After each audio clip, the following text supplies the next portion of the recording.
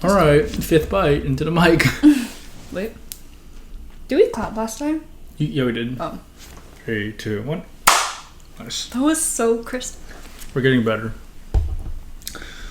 Hello, listeners and viewers. Today, I'm joined by my beautiful co-host, Corn Dog.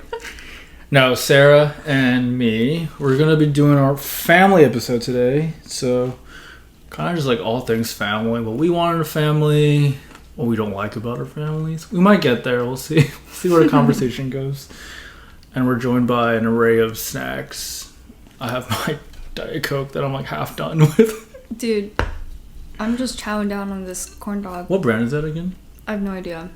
But it's like Korean corn dog, so it's like mozzarella and fish cake. But it's like not mixed, right? It's like half and half. I kind of don't like that. Why? I wish it was mixed, but I don't know how they would make it. Half, literally like half the.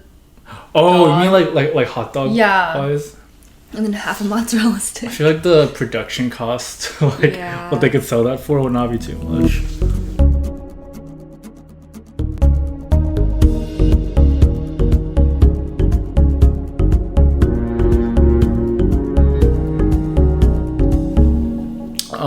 But do you want to start with how are you doing since our last episode?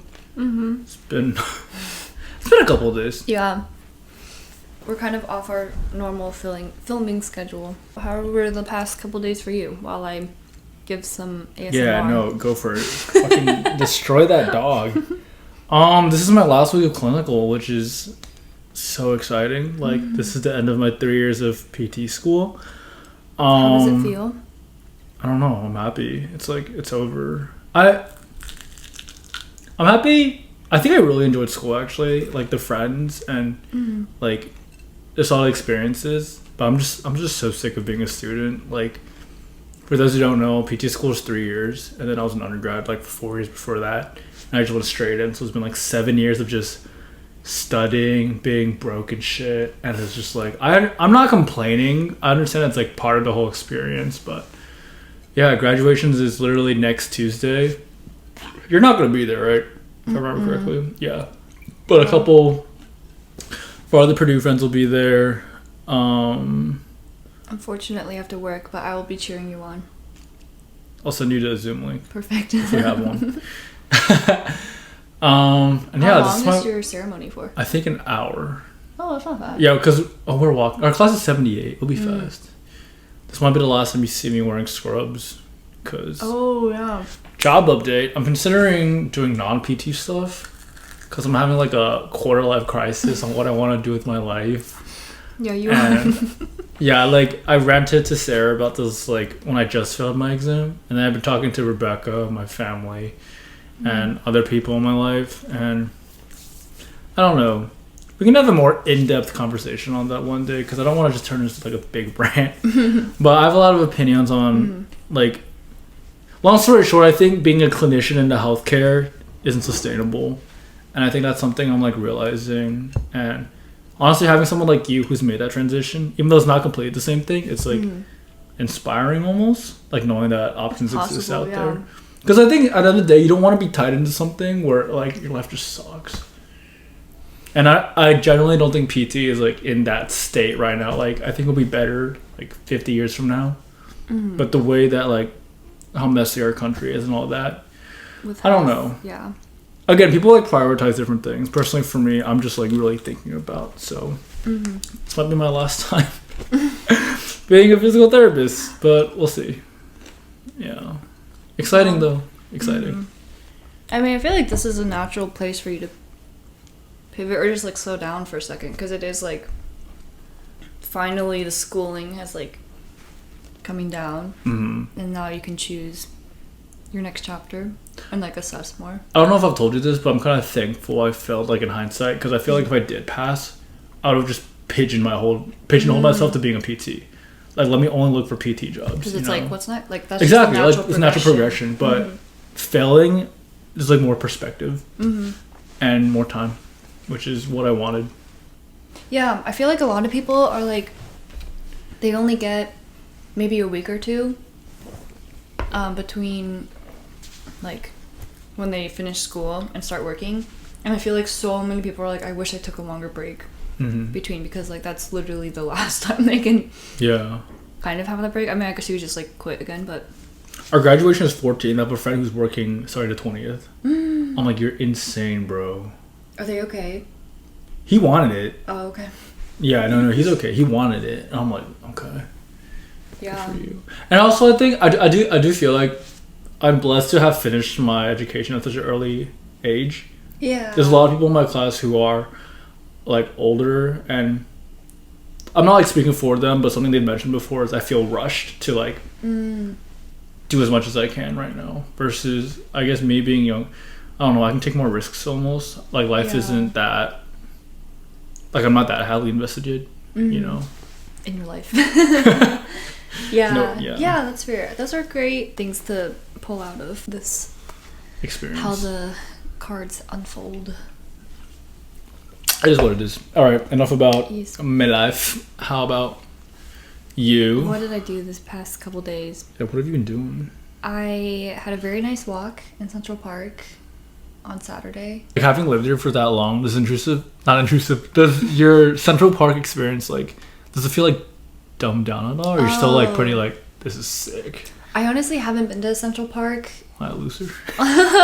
that much since I've lived here. I think now, like this spring season, a little bit more. Because like summer low-key is so hot. It's not worth it. It's so hot.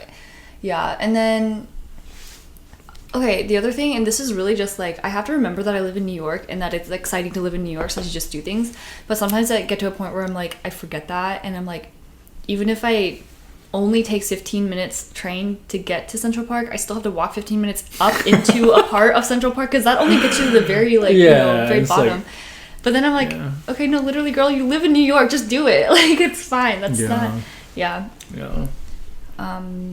but also like there's a lot of people sometimes, and like just like swerving around, so like sometimes I have to be in the right mindset of like, oh, you mean like other pedestrians? Yeah. Like, I have to be in a patient mood and, like, just really there to just enjoy nature and do you feel like whatever. The people... I mean, obviously, like, the people, like, ruins the aesthetic, right? Sometimes. Yeah, I mean, it depends how you look at it or how I'm feeling that day. Because sometimes I'm like, wow, this is so cool. There's so many people here. And then sometimes I'm like, why are there so many freaking people here? And that's, like, literally the story of New York. Wait, I hate it when you're trying to cross the road and like the runners are coming, and then they get mad at you for crossing because they like you like mess up their stride or some shit, and I'm like, what the fuck? Wait, not me. Literally during the half marathon, like Dave and I like walked through the course. I heard you're supposed to do that though. Yeah, because there's no way to get around it. But it was so intimidating. I think we like waited 5 minutes because we're trying to find like a little break in their cadence. Yeah, it was really stressful. I'd be so annoyed if you messed up my cadence. I know. Yeah. Like, because like, especially with running, once you like lose like that like rhythm almost. Yeah. To restart that is so hard. Yeah. Yeah. Honestly, same with walking. Shut up. I like fast walking, and then I like get really close to people, and I have to like swerve around. You have a close people problem. Yeah, I'm not afraid of getting close to people when I'm walking. Pause. And that's it for the pod. Just kidding. So you've only been walking? I've been chill. I talked to some girlies this weekend. It was really therapeutic and nice. And yesterday, Reb helped me realize that I'm actually burnt out right now. So I'm in my burnt out era. Because I was like saying that I'm in my lazy era because I just like have not been feeling like reaching out to people and stuff. And she was like, girl, you just sound burnt out. And I'm like, oh, that could be it. I think this is the beginning of like your New York chilling era. Yeah, I can feel it. Which is like good. Yeah. I feel like the first year was just like, oh my god, this is so exciting. Like, there's so much to do. Kind of just being pulled in every single direction, like saying yes to everything. I wasn't even saying yes to everything, honestly. But like, I was saying yes to like a lot of things. No, like I just like, I genuinely say no to some things because it's also like discovering myself. But yeah, now I feel like I feel a chiller era. I feel like, I don't know, part of it's also just like I'm figuring myself out more and like what I want to do, and like not giving my time and energy to things I genuinely don't want to, or like, I don't know, it's hard to say. Wait, no, I love that for you. I think second year in New York is honestly like the best part of living in New York. First year is also like like it's fun in for its me. own way. Yeah. Oh yeah, just like yeah. It's. I mean, like I feel like first year is like you do it and it's fun, but also you're like it's kind of tiring. Yeah. And then second year is like it's like coming to an end. You're kind of appreciating it too. Mm-hmm. So like I think second year is like balance. You find balance. You know what is too much, what is too little. Yeah. Yeah, I feel like just like coming from Midwest and like suburbs and like Purdue and stuff, there's only a certain amount of things you can do and like people you can meet. I mean, Purdue's still a pretty big school. Here it's like it seems so limitless, like the amount of people you can meet and like the things you can do with the people and stuff. Do two people? Do two people. Oh, the things I'm gonna do to people. That's crazy. You hear what you want to hear. Yeah, so I feel like just like the momentum of that is like a lot. And then you realize that like there's always people to meet and things to do, so like you kind of have to be picky at a certain point and start to actually narrow it down and be like, okay, what do I actually want to do? And like yeah, I feel like that kind of is a transition from first to second year. But yeah, also it's just like I didn't really feel settled in like my community my first year, and like I kind of still I don't know, I'm just like grateful for where I am and the people that I have, and like whatever happens I'm just grateful for. That's good. So I'm like not in a rush anymore to like find a community, because I feel like that kind of was the case when I first came here, but I'll just let that slowly build and just chill. Yeah, I like want to be picky about my community, but also like turning that around to myself. Like I want to grow and be better as a person and like be a better friend to other people too, so that like other people, I don't know, that I can like love people well when I do find someone that I feel like I want in my circle, that I can show up for them as much as I want them to show up for me. Yeah, two-way street. That's exciting. Not just looking for others. I hope I hope you like just fall in love with New York like even more this year, because I feel like that's where like hit me. I was like, I really like the city and like the experiences that come with it, you know, like I think New York is so much more, the whole thing is so much more enriching when you can settle in and like be like truly be present for everything, you know. Like it's so easy to take things for granted by the sheer amount of things we can do. Like it's hard to stay present. But yeah. All right, so circling back to what capacity today. I'm in charge of this segment. We're gonna do a most likely to, but like family based. Okay, so I'm gonna read like a question, and we're just gonna point. Okay, we can like talk briefly while we think about it. Just a couple of things, but all right, you ready? I'm excited. Is it gonna be spicy?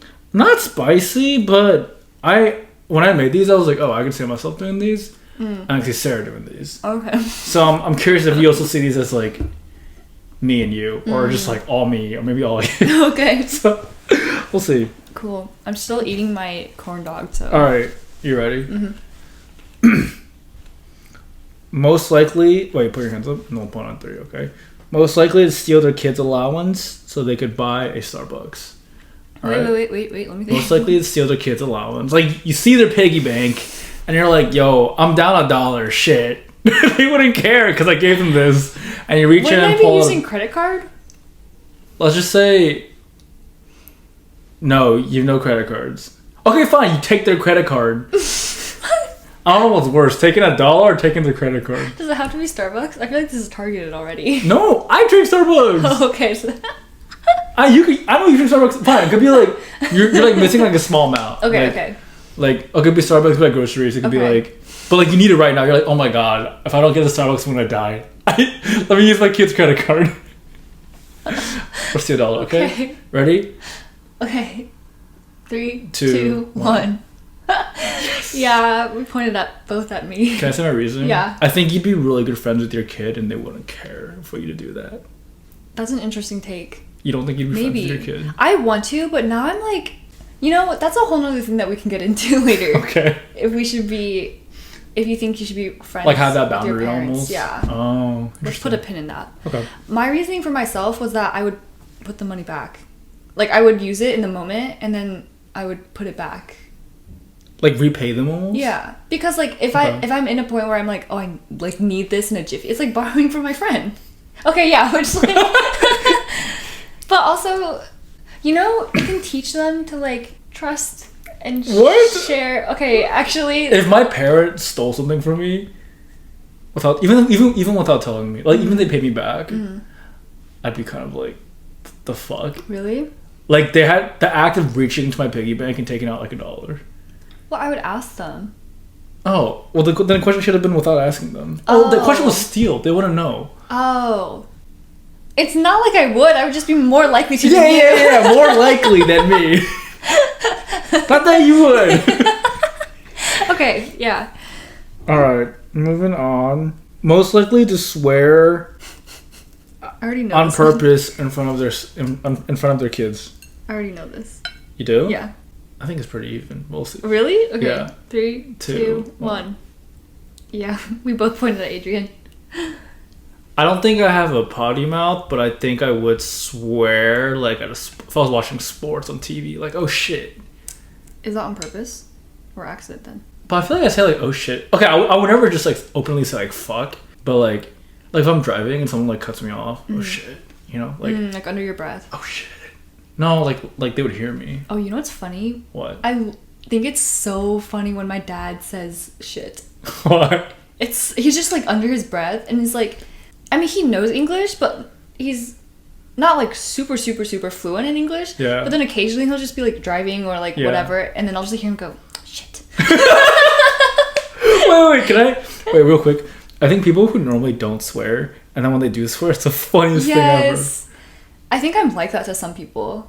Really? I don't swear around like some people. Or like there are eras of my life where I wasn't swearing. Yeah. And then I would like start like break swearing it or out a whatever. little bit. Yeah, and they'd be like, what? Wait, like super tangential story. You know Kelly Park? Uh-huh. One time we got Kelly Park to say fuck, and it was the funniest thing ever. I feel like I've heard this. She was like, fuck. She like stuttered it. It was like kind of cute too. It was like soft and cute. It's like, Aww. yeah, I'm not gonna do it, but sorry, but yeah, That's funny. It's probably gonna be me, but you're like a close second, honestly. Yeah. Yeah.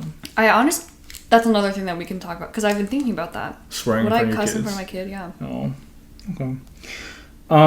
Most likely not let their kid have a phone till they are 18 because technology is ruining our lives. Between you and me, I have my answer. let me think about this. Let them not have a phone. All right, ready? 3, 2, 1. Why do you think me? We both chose Adrian again. Wow, we were like choosing the same people. Because I feel like you have a big thing against like iPad babies or like I feel like You not have a big thing with iPad kids? No, I do actually. No, I wouldn't judge you. But I feel like you are more strong-willed against on certain things, and I feel like that would be one of them. It's like we're in the same pod. I'm just like a little more passionate. Yeah. About swearing and iPad kids. Yeah. Okay. But would you actually not be 18 or like do 18? I think 18 is a little excessive, but I just think the boundary between technology and your child has to be more clear. And if we already see that in this current generation, we do the same thing. Like, what the hell? Yeah. I don't know how we should do it. I don't think the fucking parental control thing is like helping it. It doesn't do anything. I think like the whole TikTok needs to, you have to be like a certain age to do it. Like, no one's regulating that. No, yeah. Like, I don't know what I'm gonna do, but I don't know. That's when I become a parent. If I become a parent. Give it a couple of years. Yeah, give it home. I think there are third graders with phones. Literally. Actually, there are third graders that vape. Literally. I was listening to, was it Andrew Huberman? I don't know. Some podcast, and they were talking about, I think it was that one. They were talking about that, and I was like shocked. That's literally insane. Yeah. And it's like not really theirs, it's like they steal their siblings or something. Yeah. So like they don't even know that there's like nicotine and like stuff in it. I think like everything is just happening faster. Yeah. And that's, which is kind of cool, I'm not gonna lie. Like they're gonna be hella smart or we're ruined. But I feel like there's something about like child innocence that you're never gonna get back once you like cross that threshold, you know? I think I agree. It's good and bad. That's true, and you're like not developed enough to like. Yeah, no. I think that's a big thing about things. Yeah. Yeah, I don't know. It's kind of scary. God. I just don't want to exist anymore. I have one more. All right. Most likely to get bullied by their kids.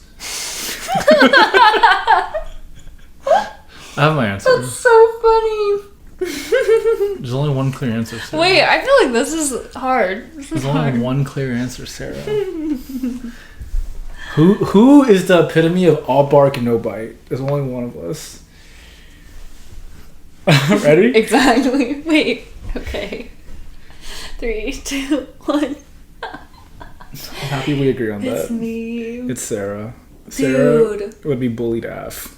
But it was a struggle because you would be bullied, but it'd be like so funny bully because you'd bully back. Oh God, but like I wouldn't be bullied because I would be bullied first, and then it'd be like really mean, and I would like literally not know how to take it, and then they would stop because it's like actually like it actually not hurts. even funny at that point. Or like they continue to abuse you. That's a little dark. What would I do? No, I think about that sometimes. I'm if like, your kid just like wait, okay, scary thought. We can talk. Maybe this is like a pin kind of thing, but like one time my mom pushed me to like punish me because she was like hitting me. oh no.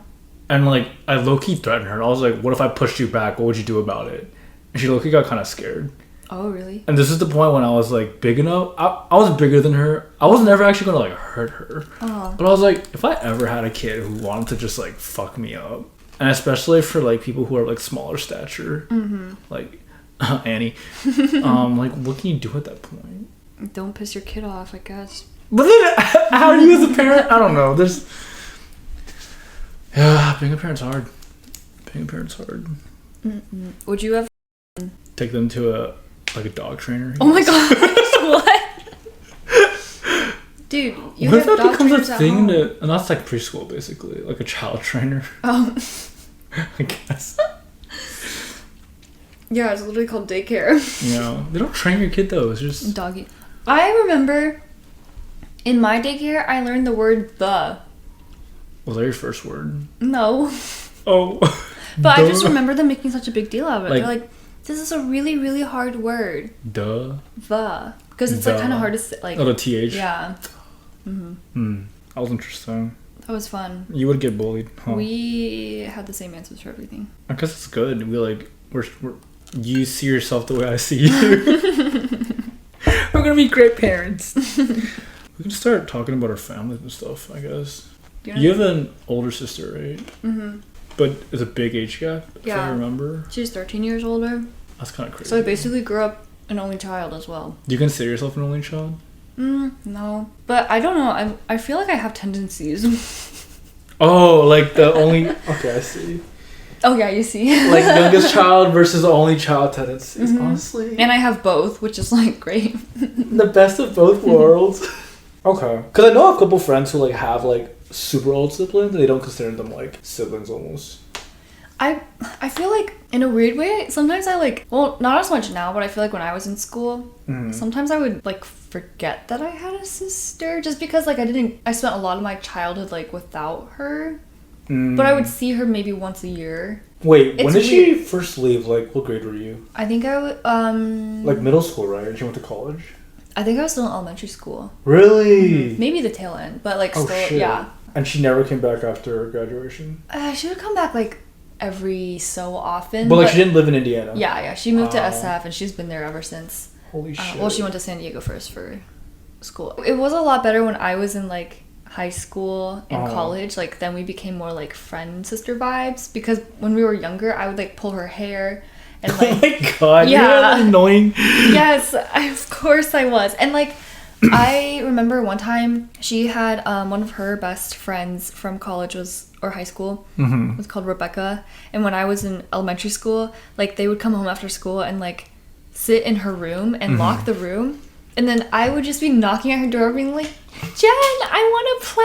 Oh my, her name is Jen? Yeah. Aww. Okay, actually her name is June, but because it's Jun, but like throughout her Carmel years she went by Jen, but then once she went to like school and everything people started saying June, and then she just kind of, it was just like, yeah, let's just like do that. So like I always call her Jen, but then people from her like later life call her June. So now she's June. Yeah. What do you call her? Because technically I call her Jen still. Oh, it's so weird. So like when it's like Dave and David, like I always call him Dave, but then when I hear Dave's name is Dave. Oh yeah, but like to CG people, he's David. Oh really? Yeah. The fuck, Dave? Yeah, I remember one time I was like scratching at her door so much. I was literally like a cat. And I got this red pen and I started drawing on it because I was so mad. And then it's still there right now, I think. Wow, I would beat your ass. Yeah. See, that's so the other thing. I know. Kids get like shit all over the place. Like they're gonna get marker on the ground. Wow, did your parents get mad? I don't think so, actually. Oh, your parents are chill. Pretty chill, yeah. Interesting. Oh, my brother and my brother's name is Aaron. He's Ron. We're 14 months apart. So growing up, people thought we were twins. Did you guys look alike? As kids, we did. I'll send you a photo. You can throw it up on Instagram or the pod. But like, people thought we were twins, and I think the only reason why we became so close was because we had a lot of similar interests. But the funny thing is that Aaron would always do things first. Like he got his. Oh really? Yeah, no, it's so weird actually. I know. I just felt like I had no aspirations for anything. Oh my god. Because I was just such a troublemaker. My brother got a watch first, and then I got a watch. He got a phone before I got a phone. What? I know. Wait, like how? what the fuck? Your parents? Yeah, because my brother was like, I really, really want a phone. I didn't care about having a phone. He got like a flip like Motorola. Yeah. Oh, iconic. But then I'm pretty sure he got his iPhone first before me. And then ever since I've been ahead. And then he started playing basketball before me. He actually, like, I guess, inspired me to play basketball. Because, no, it's weird. My mom, like, got him a basketball coach. And I was like, what? I know, it was weird. Aaron, like, started playing basketball and all that stuff. And my mom was like, you should try. And I'm like, no. But then for some reason I did. And we started playing basketball together. Aww. And then, do you remember when ripsticks were a thing? Yeah. He got into that first too. I never. Okay, now looking back, it's kind of weird. He got into everything first, and I just kind of followed. Does he? Well, do you feel like the older? 1,000,000%. Okay. Watching him grow up was like he went through the same phases that I did, dude. So freshman year of college, I go home, right? Aaron has such a fucking potty mouth. It was insane. Really? I was like, I literally told Aaron, why do you swear so much? And that was different. Yeah. Oh my god. Like from him being, I guess he was a senior when I was a freshman in college and I came back. He was swearing so much. I'm like, literally every word had word fuck in it. And I'm like, Aaron, what is wrong with you? Like, why do you, I don't know. But then also just recognizing I had that phase too in high school. And like, yeah, I feel like everything he did, I kind of did at some point. So I kind of like, on that aspect, like relate to him. Yeah. It's just being a guy in my family household under my mom, you know? You just breed that kind of guy. Is he doing CS now? Like PM. Oh, yeah. Wait, is he work? Wait. Oh, he's working. Yeah. Oh. He works at Microsoft. Oh, right. Bill Gates sponsor our podcast. Okay. But yeah. Oh, cool. Yeah. How was your dynamic growing up with him? It was bad at first. Oh, I think, dude, because I don't want to talk about like childhood trauma right now, but Aaron low-key got me in so much trouble. I don't know. But you were the troublemaker? Yeah. Because he got in trouble? I think my mom and I butt heads a lot because I would do stupid shit and she would get mad at me. And then I got to the point where Aaron would start like, I'd be like, Aaron. And he'd be like, ah! And then I would get in trouble. And I think like I had a little resentment towards Aaron because like whenever my mom and I argued, my brother would never take a side. And then after we finished arguing, my mom like hit me. My brother would be like, I was on your side the whole time. And I'd be like, what the fuck? Like I didn't say fuck as a kid. I was like, what the hell, Aaron? Like, why didn't you support me back there? And like he had nothing to say to that. So like I think growing up with him was a little like rocky at first because I attributed all of my like wrongdoings to him a little bit. And it was like consistently that pattern. That's, oh my gosh. Yeah. So I think like as children, I was obviously the more like outspoken one and Aaron wasn't. But it's funny like now, Aaron will argue the hell with my parents.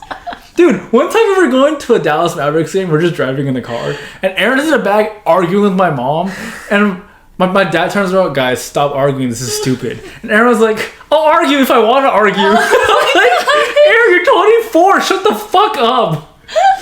So like I think right now I'm like the level-headed one. Aaron is the more like volatile one. Like if you piss him off, he'll argue. Oh my gosh. I haven't met him before. Yeah, no. I think like with friends he's very, very chill. But like Oh, that's Like cute. like this one summer I came back and I was like, I don't think I want to be like Christian anymore. And he like started a full debate with me, having picked me up from the airport. Really? I know. Oh my gosh. It's so annoying. I feel like I hear that about parents. Like when you grow up, they're like one way. If they're like really strict, then later on they're less strict. I completely agree with that. I feel like that just happened with you guys already. No, we like switch personalities. Oh my gosh. But yeah, that's interesting. Did you and your sister ever have conflict? Or were you guys too far We're just apart? like too far. It was mostly just me pulling her hair and stuff. I feel like I think I always wish that I did have a sibling closer in age, or like a guy sibling too. I remember like standing by my mom while she was washing the dishes one time when I was like in middle or elementary school, and I'd be like, "Mom, I have a request. Can I have a little baby brother?" I didn't know how like all kids were. how Just go kids buy work. one. Yeah, I was like, I don't know how it works, but I think I would like one. Oh. And she's just like, okay. But now I feel like our relationship is really sweet, and like we're able to talk to each other about a lot of different things, and like I appreciate her so much, and it's like crazy that we think so similarly, and like we're the only two people that grew up with our parents, so like we understand each other to a level that like I could never relate to anyone else with, and like I always feel so like heard and seen with her because I have so much trauma from my childhood that like she actually gets it, even though we kind of grew up in different scenarios, but it was still same parents in a way, so like a lot of that still did overlap.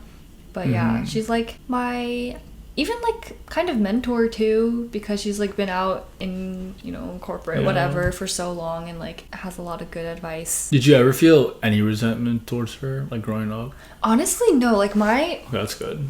I always kind of felt like in our family it was known that she was like the smart one, and then I don't even know what I was. You're just there. Yeah, I'm there for She the just vibes. costs money and takes the space. No, literally, the way my parents spent so much money on me, like I actually think back to it and I'm like so grateful, but also like wow, I feel so bad in a way. Like I wish I took advantage of it more. Like they would send me to math class, chemistry, like outside of school. God, because you're just like Aaron.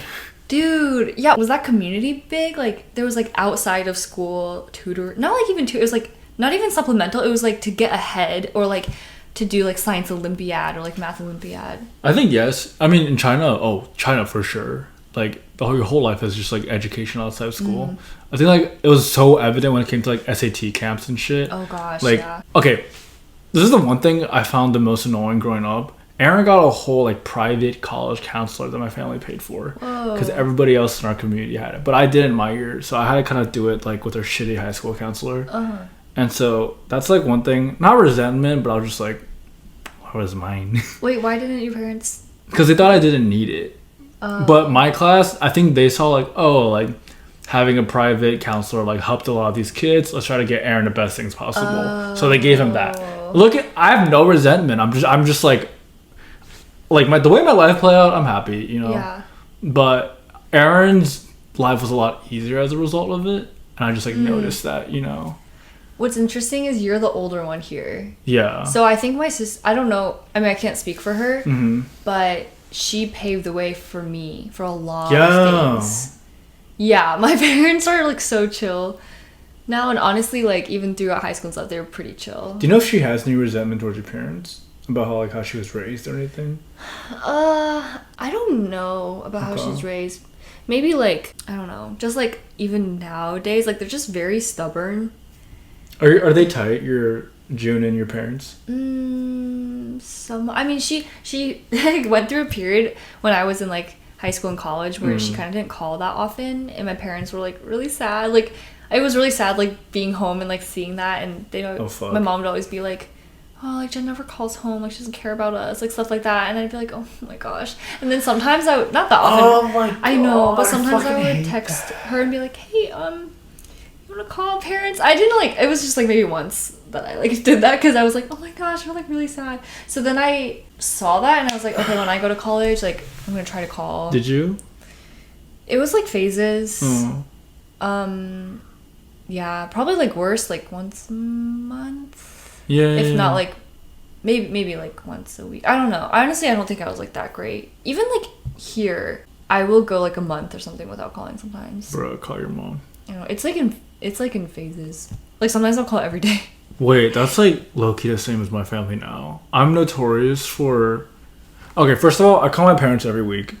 Like, every Sunday I call my parents. Mm-hmm. But, like, in undergrad, it was so sporadic. But in undergrad for Aaron called back, like, every week. Oh. So I was notoriously the one... My mom would literally tell my brother, like, Gaga never calls back. Like, has a blind woman or some shit. Oh my God. And then Aaron would text me, he's like, what the fuck are you doing? And I'm like, what? I'm busy, bro. I'm doing cornerstone shit. But yeah. Oh gosh, yeah. Yeah. But like that was... I had like a period where I had a really hard time calling my parents. Not because like I hated them or anything. I just because like it just didn't cross my mind to call them. I called them like once every 3 weeks. Yeah. But Aaron consistently every week would call them. Oh wow. Do you guys do like family FaceTimes? No. We do. We don't either. I know some Asian families who do that, and it's interesting. Why? I don't know. It's just like, why don't we do that? I know, right? I guess part of it, Aaron's on a whole different coast. And my parents are in Central Time and I'm in East Coast Time. Yeah, I guess you're also the same. Central. Oh, yeah. East and West. Like literally the same, yeah. Yeah, Pacific. But... Well, I guess it's just East and... Do you call... I mean, yeah, you do call your sister. I've been trying to call her like at least once a month-ish. Ever since I moved here. Mm-hmm. Yeah. I think nice. Aaron and I have really, like, we tell each other this, we really, like, miss hanging out with each other. Aww. Like, ever since we've, like, been living on opposite coasts. Yeah. It was easier in the past because we have set times to come home, like, over the summer to see each other. Right. And whatnot. But, like, now that, like, I guess life is officially starting for me. Like, I know he's trying to come back and see me over the summer. Like, we're trying to hang out for, like, a month. We're both... A month? No, sorry, a week. We're both, like, we can't be home without the other person or else we're gonna go crazy. Oh. Like, we're both, like so aware of that. Or, yeah. Oh, I see. Me more so than him. Like, he can spend maybe, like, 3 weeks, 4 weeks. Oh, wow. I cannot get past a week without going crazy. What happens? My mom and I just butt heads. Oh. Like, in the past, it used to be so much worse, but now it's, like...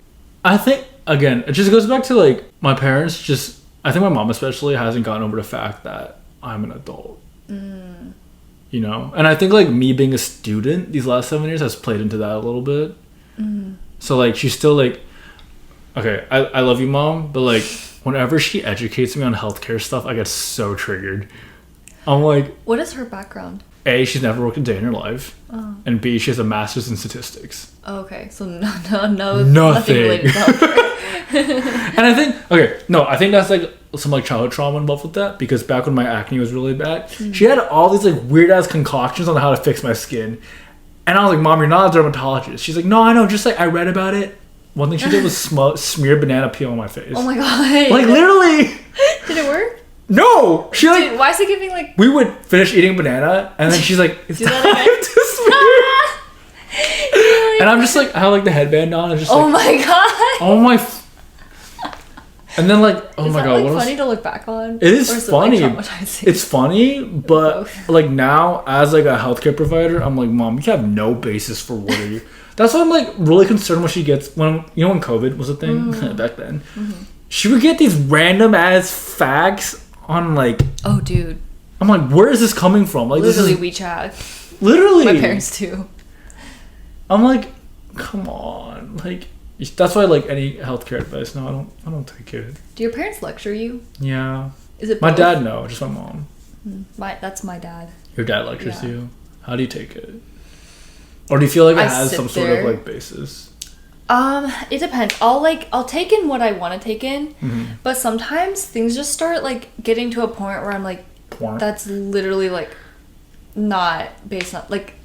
Sometimes it's just so wrong. Like it's so fundamentally wrong that like I'm just like, dude, I can't even like think of something. Yeah, it'll just be based on like politics or like tradition or or not even that. Like they're literally just things like, that are just completely wrong. And I'm just like, and then I zone out, and then I'm just like, literally the monologue in my head is like, here we go again. Okay, I'm just gonna. There he goes, blah, blah, blah. And then, I guess, how long has it been? Yeah. Oh my gosh, he's still going. Yeah.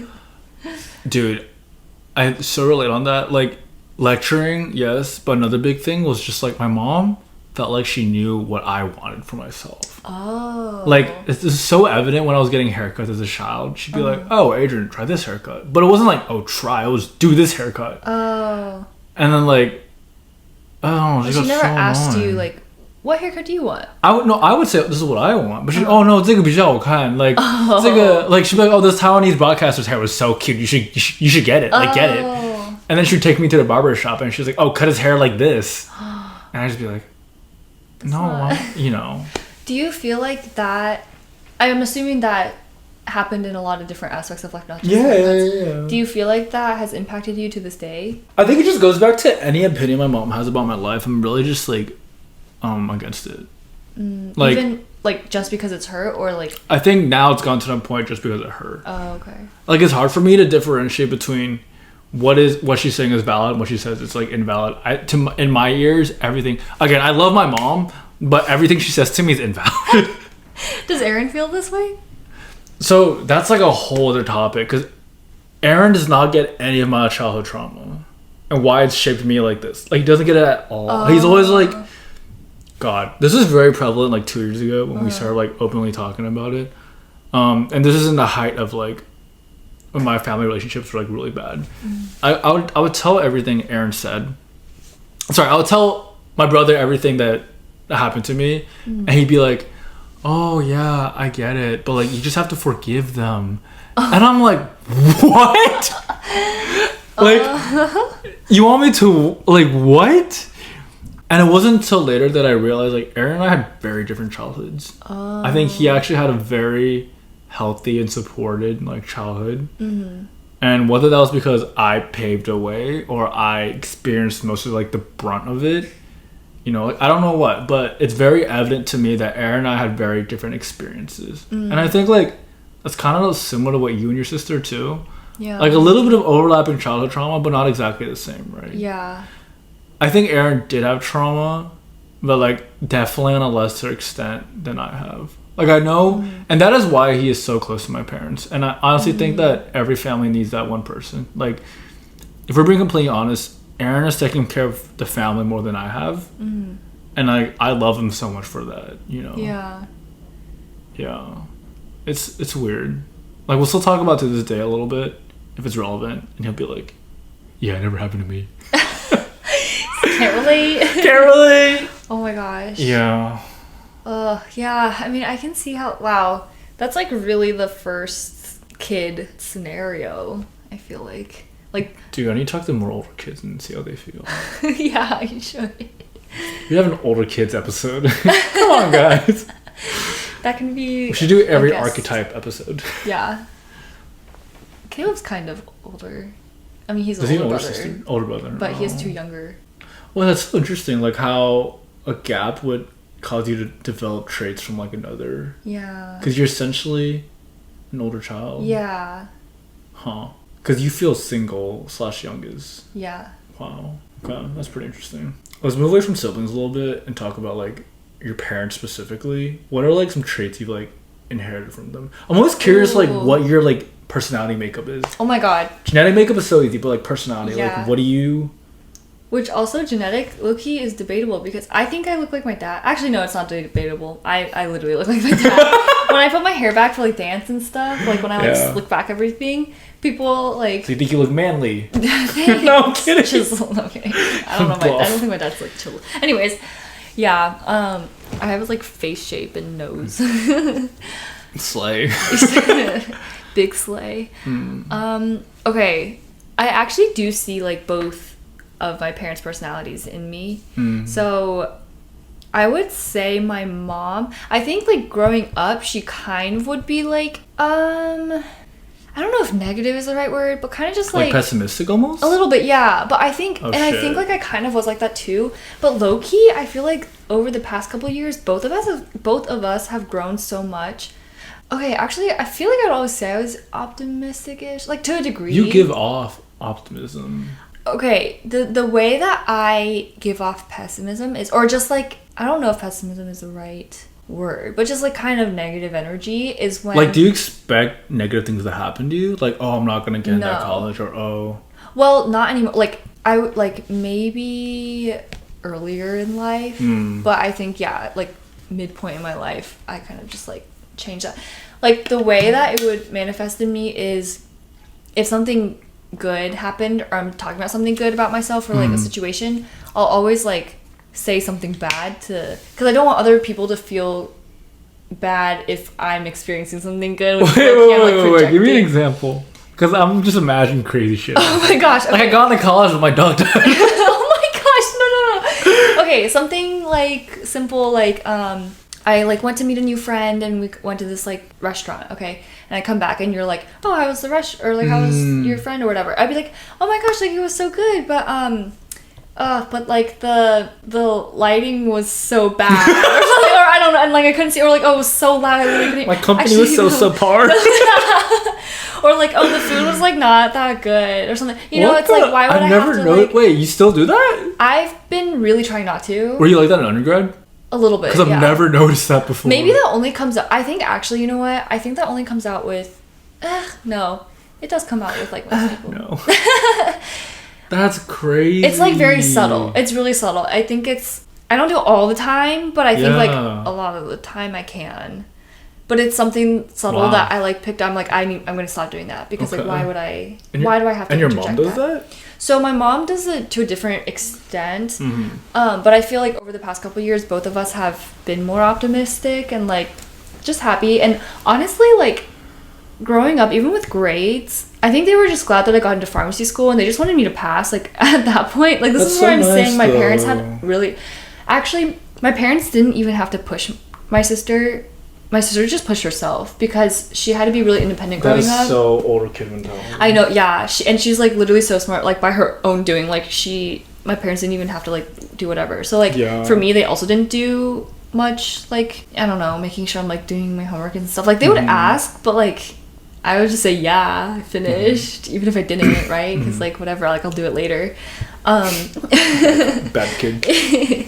But where was I going with this? I think in high school they were a little bit more like trying to get A's, like, you know, like a little bit more pushy, but still not to like a terrible extent. But yeah, in college it was very much like just pass. Like I would come home with like C's and D's and they'd be like, well, what does this mean? Like, are you gonna pass your like year? I'm like, ACs get degrees. Yeah, I'll pass. Like, okay, well that's fine. I know, and I was like, what the heck? So like I think, really healthy, actually. Yeah, I appreciate that. I mean, in a way, I wish they were a little bit more strict with me, like when I was younger, for like self-discipline. I don't know if that would have changed anything, but I feel like I wish I did try harder in like grade school and be more involved in things. But that's in hindsight. Anyways, long story long. My mom's traits. So she's okay. One of the things I really look up to. Oh wait, no, this isn't the question. I'm trying to think of her traits and what I've heard. But yeah, just like kind of the like no pressure, like just try your best. That's mentality good. That I have for myself a lot now. I think I know that about you too. Yeah. Like you're very chill, especially as it comes to like, I think you have good perspective.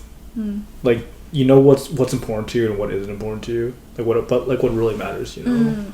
Like the whole PharmD program. Like if you didn't become a PharmD, I think some people would be more like broken up about it. But you're just like this is just... I can't. Yeah, no, that's... I think being like that also allows you to be more honest about, like, your feelings, which is, like, really good. Yeah, that's something that I'm working on. What about your dad? What is something you picked up from your dad? It could be good or bad. He just, like, has such a specific personality. Okay, good things, like, he's very, hands-on. Like... You're hands-on? Okay. I think, like, not to... hype myself up like this, like not even, I'm just like toot your horn. Saying tooting my own horn in relation to myself. Let's go. Like I think he's good at coming up with creative solutions to problems that are kind of like physical, like physics related, like because he's an electrical engineer, so he you know loves like building shit. Yeah, building stuff and like fixing things and whatever, and like he like loves using his brain in that sense, and I will like use my resources, use what I have to be resourceful, or like like solve a problem Mm-hmm. with, I don't know, things that I have, stuff like that, like that I see in myself as well. Some like, this isn't necessarily positive or negative, kind of neutral. He's spontaneous and like instant gratification. I think we talked about this the other day, but where it's like if he needs one piece of wood or like one tool or something to build his van or like whatever he's building at the time, he'll just like go to Menards or Lowe's. Like he'll just drive there or Home Depot or whatever in the moment. Oh wait, I hear you. Aww. Yeah, and it's like I am also just like, I want it, I got it. Like I think of I'm not as bad now. Like I don't think it's bad. Well, I mean, it's you know what you want. You know what you need to get this done. But you don't need it right now. Like. Oh, you also you're talking about like things outside of like productivity. Yeah. Oh, okay. Yeah. Okay. Yeah. Sorry. Like straight up, it could be like, oh, I want a new phone case. I'm gonna literally leave the apartment right now to go. Oh, whatever. I see. It like works both ways. Like good and bad. I see. Sorry, I just literally yapped on so much about literally nothing. Wait, no. I think it's good to evaluate like where you come from. Yeah, I was. Because sometimes like as a kid you're like, why the fuck do I do that? And then you're like, oh wow. No, or like just like the aspect of like genetics, like what gets passed down to your kids. Like, what if my kids develop a Coke Zero addiction? They really Diet Coke. Oh, sorry, Diet Coke, wrong Coke. Dude, you already know. Well, yeah. That's crazy. What are characters? I'll just pick two things from my parents, like one each. My mom, what I like most blatantly inherited was like how stubborn I am. Like when I believe I'm right, holy shit, do I believe I'm right? Like nothing is gonna sway me. No amount of evidence is gonna sway me. The only way you're gonna sway me is if I sway myself. Okay. Like even if it was your shit and I read it, I'd be like, I came up with that. Oh my gosh. My mom is the most stubborn. That's why like I can't be at home with her because like we'll have like two conflicting opinions and no one is gonna budge. Like her, who is almost 60, is not gonna budge to my 25-year-old ass. No. You know, and like no amount of I'm more educated, like especially when it comes to healthcare, like no amount of I'm more educated than you is gonna budge her. And it's so fucking annoying. It really just is what it is. It literally, and I'm like, that's why I don't find it productive to talk to my mom anymore. Like regarding these topics at least. Yeah. Because like we're just not gonna budge. Yeah. But I think like two things my mom and dad really both showed me is how to take care of people. Like my mom, my mom.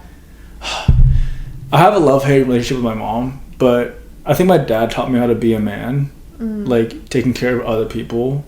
Like as it relates to like, so I'm the oldest of the oldest in my Hong Kong family. So all my cousins are younger than me. Oh wow. And my dad's also the oldest. So I'm like the oldest of the oldest, you know? Yeah. So with that, my dad has really instilled onto me to like take care of like my brother and my mom first of all. And outside of that, my cousins, like my like just I think part of it was hard growing up because he put so much responsibility on me. And I talked to my dad about this. We actually like got really emotional about it. Like my dad was like, sorry, I didn't know I was doing this to you. Oh my gosh. And like my dad and I are like tight. Like we're like two peas in a pod. But like that's why I love my dad so much. Like that's the one thing I'm like, you could have done that to me again and I wouldn't like been sad. Like you really shaped who I am like as a man. And then my mom, like for all like the flaws that she has, she really taught me how to also just like care for people like at a baseline.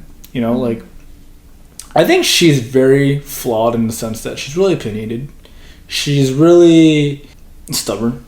But if she like learns to love you or like you, then she like goes out of her way to like take care of you like so much. Like my brother had these 3 high school friends that later became my friends too. It was like names of Joseph, Eric, and Joey, and they're just like these like 3 Korean boys like at our high school, and like my brother really like bonded with them, and like my mom would basically like treat them like her own son. Aww. Like she even had him on WeChat. She would like text him like gossip and shit. Wait, what? No, literally it was kind of bizarre to me. I'm like, why are you talking to Joey like over WeChat? Wait, about like this girl's business? like one-on-one or like literally one-on-one. Wait. I'm like, what the fuck? But my mom would like go out of her way to like buy them snacks, like make sure like food was never a problem like with them, like when they came over to hang out. And like she would literally stay up to like make sure everything was taken care of, and then like always make it an effort to like say bye to them when she's like going to sleep, obviously. Oh, that's so nice. Yeah, literally. And like even like seeing how she treats my brother's girlfriend Audrey. She came to visit our house last Thanksgiving for like about, I know. Whoa. Erin is in love. She visited for like about a week, and like the whole trip my dad is like, your mom is so nervous, but she's trying not to show it right now. Aww. And like apparently like they bonded very well, and she went out of her way to make sure Audrey felt like comfortable and everything. And I was like, damn, like as much of a dick I kind of see you as like that you are to me sometimes. Like truly, she was an asshole to me sometimes. Like you do have like a heart to like care for people that you love and you care for.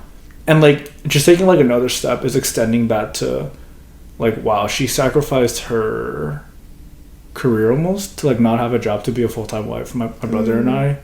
And it's like, as much as like I don't dislike my mom, we just have like this kind of relationship. As much as we butt heads, and like she's caused me so much like sorrow and pain. Like she truly has like done a great, like both my parents have just like raised my brother and I to be like, I think inherently like great people. Yeah. You know. So yeah, that's a lot of like how my personality and like all of that comes from. Yeah. I see like both aspects. Though, yeah. Yeah, I mean, could my child have been a little healthier? You know, but I don't know how it would have turned out. You know. Yeah. Yeah, I think it comes from a place of love. Like, my mom just wants... It goes back to she wants what's best for me, not knowing what I need, you know? Like, going back to the haircut thing, everything has, like, a theme to it of her just wanting what's best for me, but it's always through her lens. And she still does that, honestly, to this day. But it just goes back to, I don't really give a fuck what she says. And she's coming to terms with that now at the age of 60. I see. It's like no one's gonna budge, but someone has to take the higher ground. And if you're gonna take it, and it's setting your boundary of like, listen, if you're gonna keep doing this, I'm not gonna be receptive to it. And then she's gonna have to change her actions too. Literally, if like, she wants something different. I think my mom finally understands that she has no control in my life. Like, the piercings and the tattoo were never like a fuck you to my mom, but like when she saw them, she was just like, okay. Especially, dude, the piercing, my dad was freaking out more about them over my mom. My mom was like, you got earrings? I'm like, yep. She's like, okay. She's like, do you need any product to clean it? I'm like, really? Yeah, literally. And then the tattoo, I don't know if they know it's like permanent yet. Oh. They might. Oh. But my mom was like joking, like, oh, holy shit, like, why is it so ugly? And I'm like, haha, mom, you're funny. But she didn't give me shit for it, like, at all. What about dad? My dad was less. I think he was a little hesitant at first, but then I was like, "Oh, this is for like grandma, grandpa, and you." And he was like, "Oh, very cool." Yeah, but like that, I think it goes back to the point where like my mom especially, is realizing I can do whatever I want, and she has no control over me. You know. Yeah. And that's just growth. You know? Yeah, I feel like at a certain point, especially like financially, if you're like capable of providing for yourself, then it's really game over for like. Yeah. Do you feel like, or how's like your relationship with your parents changed? Or like when you see them, what do you see them as? Like your parents, friends, like? Now I see them as like, okay, a pivoting or a turning point for me was in college. I think like early college.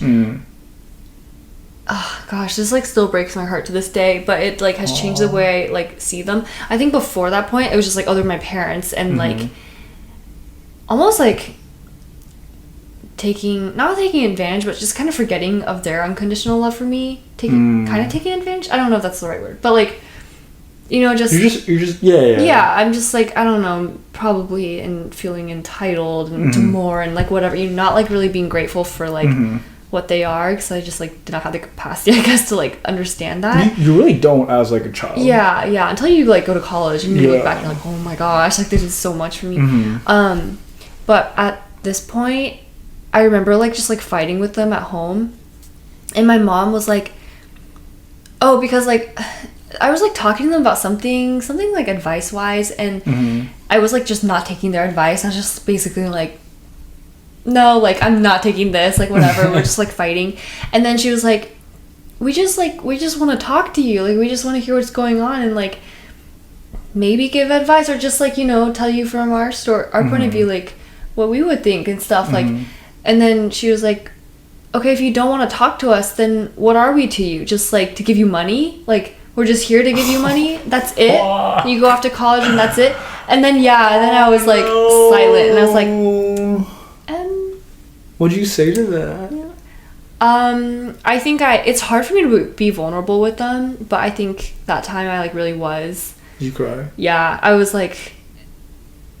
basically like, shoot, yeah, like, no, I don't want our relationship to just be financial or like that. Yeah, like, I do want more than that, and I, like, didn't realize that that's what they were just trying to do. But then, like, we can work on, you know, communicating things better between us, because, like, for me, a lot of things that piss me off or, like, that trigger me is, like, tone. It's just, like, how my parents say things, even if they don't necessarily mean it a certain way. And then they're like, oh, it's just how, like, Chinese people talk. Like, we talk like this all the time. And then I'm like, well, clearly, like, when you talk like that to Dad, he gets pissed too. So it's not just a Chinese, like, you guys don't like it either. So, like, we need to all that's kind of funny. Figure out our tone issue. Anyway, so yeah, after that, now it's more like I see them as like they have so much advice. So I really do value their advice on, like, what to do. And, like, I talk to my mom about, like, relationships and, like, friendships and basically anything I'm really kind of struggling with. Besides, like, corporate or, like, work stuff, I feel like they kind of don't. I don't know. Maybe I could. I mean, my mom's been in pharma for a long, like, over 20 years, so. Oh shit! Yeah. Maybe I could. Yeah. Damn. But yeah, I feel it's definitely a lot better now, and I think, like, space helps. Yeah. In a way, like, I know a lot of people are like, I miss my parents, like, I want to go back, but sometimes I'm like, I can go back in small doses because, like, I need space. I'm on the same page as you. Yeah. The whole, like, aspect of living close to my parents kind of scares me because I think that's, like, the last part of, like, me getting over my trauma is, like, I'm afraid that they're just gonna take over my life again, especially after, like, establishing, like, the control, you know. Yeah. Like, I felt like gotten to that point, and the last thing I'd want is just to, like, do that again, you know. Yeah. And then it's like the proximity really makes it. No, literally, I'm just more difficult. I know that we both love our parents. We just have, like, complicated relationships with them. Yeah. You know, but that just makes, like, who we are as a family and as people, you know. Yeah. Yeah. It's not supposed to be easy, right? Or I don't know, maybe it could, I don't know. It could go either way. I think, like, it just is what it is. Like, in hindsight, you and I grew up in, like, in hindsight, we grew up in good families. Yeah. Where we could be taken care of and, like. For sure, yeah. So, it's like, if we ever sound, like, insensitive about our families, like, it's because, like, our experiences are as valid as, like. Yeah. Like, it doesn't change that we love our families at the end of the day. Yeah, there's so much. It's like both. Like, we can be grateful and have feel however we feel, and, like, every family, every circumstance will have the good and the bad, just relative to its own thing. But yeah, you're right. Overall, like, so much to be grateful for. But also very valid experiences and feelings. I mean, and it's just like we hope that we can do a better job. Yeah. But like, just no promise in that too. That's so hard. I'm so scared to have kids. I'm gonna mess them up. Stop. Dude, I think we need, like, a family part 2 episode. Yeah, we do. We're about to hit, like, an hour, like, 20. I know. Okay. We'll do Stranger Chill Fest, and then we'll call it there. Is it down there? Amy might have packed it, though. No! Okay. We have our phones. We don't have the cards today, so we're just pulling questions off the internet. Okay. Your question is, what insecurity of yours holds you back the most? Wow. Hold me back the most? Oh, you know what? This is actually very relevant to the whole exam thing. I've always thought of myself as, like, a I want to frame this. I always thought of myself as like dumber, and I think like literally like any academic achievement I have, it's just always been like, what the fuck? Like, what did I do to get here? And I think it, like, a lot of it stemmed from my mom would try to tutor me, and I was like too dumb to do that. And then when I went to Purdue compared to my other friends, I was like, what the fuck is Purdue? Like Purdue Owl? Literally. And then like I took my classes with Kelly Park, love her, and Sabrina, both in kinesiology, both wanted to do OTPT, like very, very similar like career trajectories. Literally, Kelly Park, I don't know why I did this. I would bet like exam scores against her to get free Starbucks, and I think every single time I fucking lost. You would always get her Starbucks. Yeah, I think I beat her once. Like my record, my record is like 83-1. That's so funny. And then Sabrina, like also like one of the most amazing people I know, but also like so fucking smart. Like her brain is just, the way she thinks about things outside of like school is just like amazing. But for some reason she would study with me, and literally we're studying the same material, and she always like destroy me, like by 10s and 20s. Oh my gosh. And we're at the same grad school now, but and just like seeing these people who are more motivated than me and like more driven than me, I just kind of be like, what the heck, like where's my like drive? So then when I went to Columbia, same situation again. I would say of my cohort of 73, which I think I know everyone, genuinely they are so much more smarter than me. Like from a very objective measure, not even like being humble and shit, I can look at my friends and be like, wow, you guys are so fucking smart. Like genuinely, undergrads are at the top of their class. Like all of that, it's so invalidating to me as like to say like I'm a smart. No, you don't need to be sad about it. I'm still like working through it. Like as a smart person. A lot of my Columbia experiences getting rejected from research, I was kind of like, okay, my GPA is not good enough. I know our GPA kind of shapes our clinical experiences. My GPA wasn't that great. Like with that insecurity, I know I work hard. Like I always make the most out of those clinicals. You know, I would always like get good feedback. They're like, you're gonna be a great clinician. Like I know I'm gonna be a great clinician.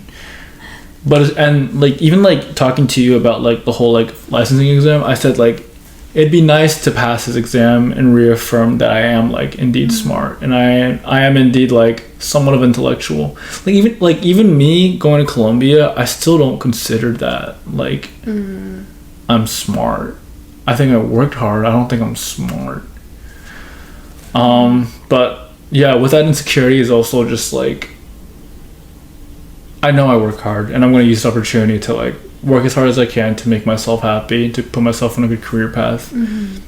But yeah, I always like when approaching these things like that require creativity, that require like initiative, there's always a lingering thought like I'm not smart enough to do this, or like it's almost like fear, you know, I'm not smart enough to do this, but I will work hard to do what I can. Yeah, you know. So yeah, I think that's something I'm gonna be struggling for a long time, honestly. Yeah. Like I don't think any amount of academia will ever, like even if I became a professor one day, I'm gonna look back and be like, fuck, I failed my licensing exam. And like you're looking for outside validation that you're smart. I don't know. I think so. I don't. But the thing is, like, people like when I was at Purdue, oh, you're going to Columbia, like, you're so smart. But the funny thing is, like, my close friends, like Ryan and Nathan Chin, like, what the fuck, you got to Columbia? Rebecca Kim especially, she was like, huh? And like honestly, I love that so much. Like the fact that I don't know, it's just like it's validating that I wasn't smart and I got into Columbia. Almost like you are smart and you got into Columbia. But see, that's not like how I don't know. Maybe you didn't get into Columbia because you were smart. No, that's what I'm saying. There's like so much else. Intelligence and all that doesn't matter at the end of the day. It's just like that lingering insecurity of that I'm not smart enough to do this. I'm not smart enough to do that. Yeah. Like, yeah. Is it almost like you don't deserve kinda to do those things? And there comes like the imposter syndrome. Yeah. You know, I think that's like what the core of it is. Like, I'm not smart enough, so I don't deserve this. Do you ever think about how there are people that are not as smart as you that probably have gotten or like pursue things that No, I think intelligence is one part of it. And I think like work ethic is another. I think they have something else. People who have gone further without being as smart, they have something about themselves that allows themselves to do that. And I guess I'm just trying to figure out like what that is for me. I don't know. It's just hard like when all you've been is a student. Like for me, that's my scenario, and all I know is grades and like the fucking practicals I failed. Like it's just all I know is like the instant like feedback kind of thing, you know. And I know that's not what life is supposed to be like. I just hope. Yeah. It's tough. School's just a tough construct to be in because some people are just like there's a certain type of smart too that I feel like people really excel in. But people are so complex and like smart is just an arbitrary word. Yeah. No, I completely agree. Yeah. But like I feel like I feel like smart in some ways, but definitely in a lot of ways not. Like at school, in pharmacy school too, I like was not, again, I was getting like C's and D's and stuff. And like No, I totally feel you. I think like looking at yourself in is always going to be, you look at yourself harder than everyone else looking else in. Because I consider you smart, like genuinely. I consider you smart. Okay, so there's that. Okay, great. But I mean, like, I think like going to Columbia was the first time. See, going to Purdue, I was kind of like, Sabrina and Kelly are smart. But I was saying like maybe the rest of the campus, I can maybe like beat out like 50%. But Columbia was the first time I was like, holy shit, like this entire campus is just full of like academics. Yeah. Like my class of 71, we break down our GPAs by like the 4 quadrants, like above a 4, like between a 3.7 and 4, 3.5 and a 4, and then 3 to like a 3.5. I think we had like 15% of the class in the 4 to 4.2 range, meaning 15% of the class was getting an A+ in every single class. Oh my gosh. That is fucking insane. Oh my gosh. At like, and I'm not even biased when I say this. We pack our courses are rigorous. Like at a doctorate level at Columbia, I can talk about my program all day long, but like shit is hard, and they're doing that and having a social life. And, oh my gosh. And doing really I'm like, what? I don't have a social life. I don't have that grade. I'm just depressed. Bro. I know. It's just like some people are just built different. I don't know how they do it. I wish I was them. Do you though? Yes. Do you? I mean, we'll see. We'll see. I'd love to look back on this experience and like reflect on. See you're why. So much more happy. Yeah. You know. Why it happened. There has to be a reason. Yeah. That you don't know yet. All right, Sarah's question. Would you die happy if you knew you would die in an hour? Yeah. You're okay. Because you're like, okay. Because I mean, sure, there's a lot of life left to experience and whatever, but I've thought about that kind of stuff before. Like, if I were to like hit by a train, die, like right what is the point of like? There's a certain balance between, for example, even with money. Like, you don't know if I don't know if I'll be here tomorrow, so I should just spend all my money and get everything I want. But there's a balance of like, okay, I also know that probably I will be here tomorrow, so I should also a high percentage, you know. So it's like, like I think like honestly, this is something that I've developed in my brain over the past year or so. Essentially, I chase happiness, but I realize like my goal, I guess, in life. I mean, there's a lot of goals in life, but like one of them is to be content and enjoy the journey, the process, you know, like just be like content all the time or as much as the time as I can. And like that even means being content when I'm sad, because I know that it's a part of the human experience, and like I know that it's truly okay.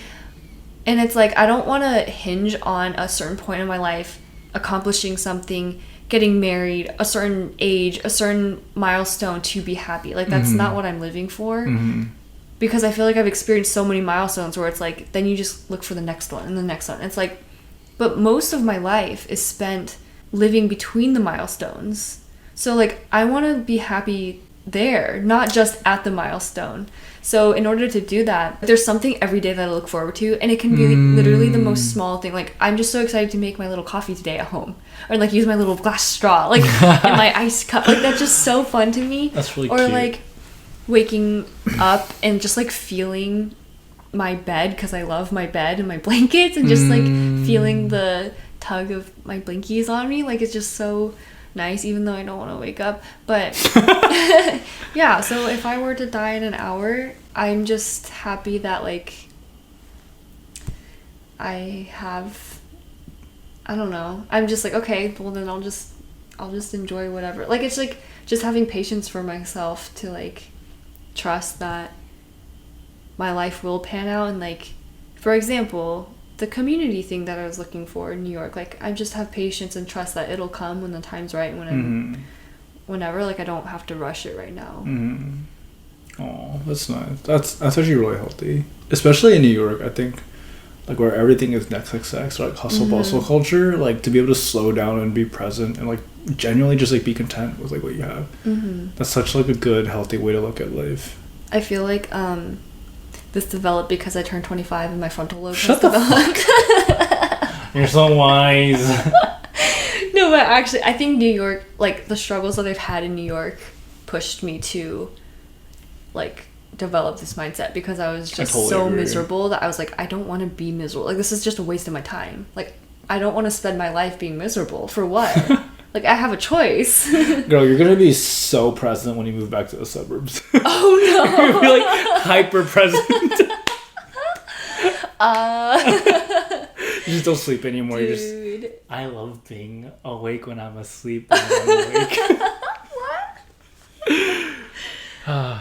Even like being there when you're not even there. Yeah. Wow. I'm excited to go back home. Shut up. In 2 days. To Carmel. Just for a couple days. That's my limit. It's like Indiana's too slow. Yes. Very cool. Yeah. All right. With that, if you're still listening, thank you so much. We love you, whoever you are. Yeah, why are you guys still here? No footage is crazy. We have very nice voices, but yeah, we look forward to making these for you, and we hope you guys get something out of these as much as we love sharing with you. All right. Thanks for listening. Thanks for listening. Catch you guys next time.